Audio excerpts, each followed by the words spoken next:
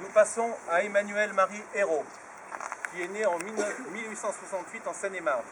Mais en 1887, il est engagé volontaire et poursuit une carrière militaire qu'il termine en 1909 comme capitaine à Rodez, au 122e d'infanterie.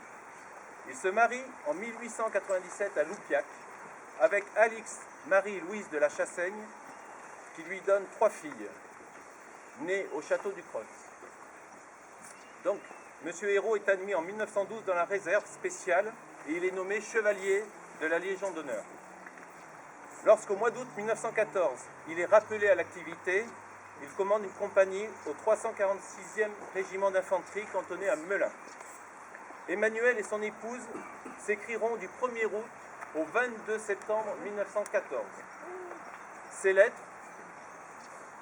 dont on vient juste de parler avec l'arrière-petite-fille et que M. Brisset a eu l'occasion de lire, nous apprennent beaucoup sur le climat et la situation au front. Le 1er août, il écrit donc à sa femme « Sois calme, mobilisation ne veut pas dire la guerre ».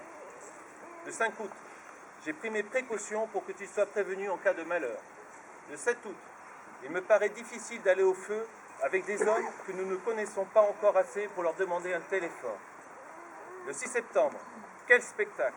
Convoi de blessés, convoi de prisonniers, enterrement des morts, longue file de gens fuyant leur village envahi, poussant leurs vaches ou une voiture d'enfants, village incendié. Le 12 septembre, pluie, vent, froid, pluie d'obus aussi. Le 16 septembre, je commence à être estimé et aimé de mes hommes. Au travers de ces lettres, il exprime sa souffrance et ses joies pour lui et ses soldats, sa tendresse envers sa femme et ses 3 filles. Il apprend le 14 septembre que son frère est mort au combat le 1er septembre. Le 18, il écrit à sa femme espérer de longues années de bonheur après cette pénible épreuve. Et malheureusement, il décède le 23 septembre 1914 des suites de ses blessures lors du combat de l'Ironville à l'âge de 46 ans. Lui, sa guerre n'aura duré que 2 mois. Mort pour la France, il sera inhumé dans la nécropole nationale de Nogent-Auprès. Sa fille aînée, Geneviève, aura une descendance suite à son mariage avec Fernand Nivois.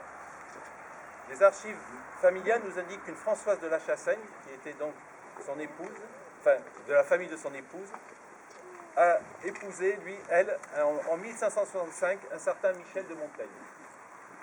Et il faut noter aussi que son neveu, le fils de sa sœur Louise, Jacques Mercier, sera lui aussi tué le 11 mai 1915. Nous passons à Charles Chomerias.